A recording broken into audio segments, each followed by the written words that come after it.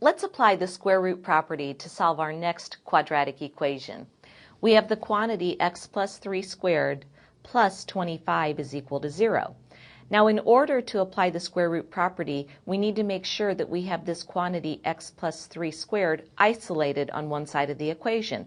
So first we'll subtract 25 from both sides, and we'll have x plus 3 quantity squared is equal to negative 25. Next, we'll apply the square root property. When we take the square root of both sides, the square root of x plus 3 quantity squared just gives us x plus 3 is equal to, when we take the square root of negative 25, we just have the square root of negative 25. Or, remember, when you apply the square root property, you want to take the positive and the negative square root of the right-hand side. So our second equation will be x plus 3 is equal to minus the square root of negative 25. Let's go back to the first equation.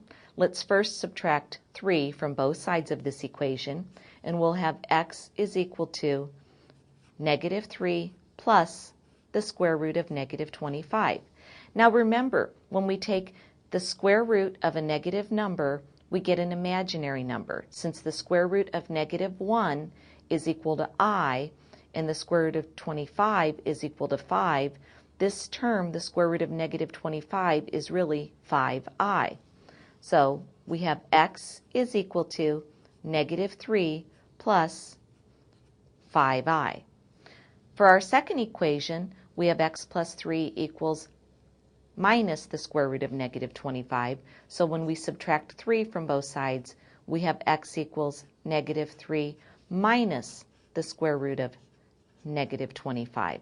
Again, we'll simplify the square root of negative 25 to 5i, and we'll have x equals negative 3 minus 5i.